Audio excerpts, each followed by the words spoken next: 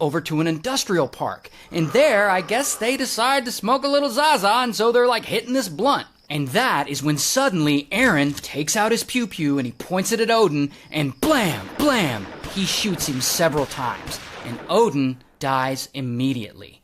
Then they dump his body near a construction pile and they flee the scene, and Aaron and his buddies drive back to his house. And no one saw anything, no outside witnesses or anything like that, so it seems like Aaron is about to get away with murder again. Until...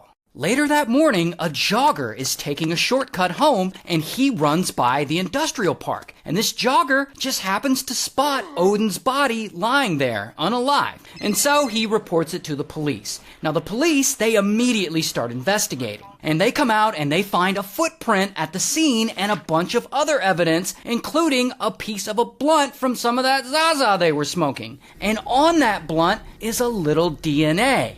Aaron's DNA. And so police get a warrant, and they search Aaron's house where they find a bunch more evidence, and so, bam, they arrest him. Here's some actual footage of the arrest. And also, here's his mugshot.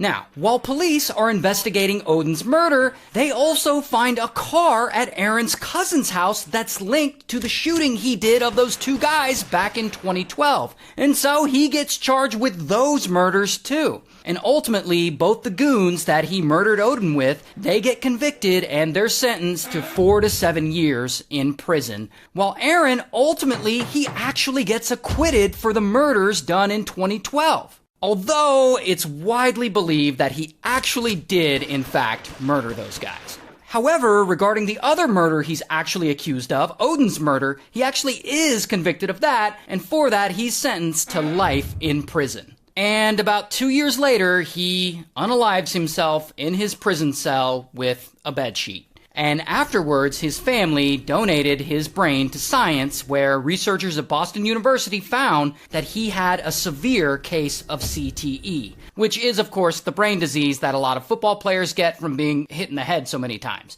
which explains a lot of his paranoia and erratic behavior. Also, he was apparently secretly gay. Like, if you care about that aspect of his life, I don't know, a lot of people do.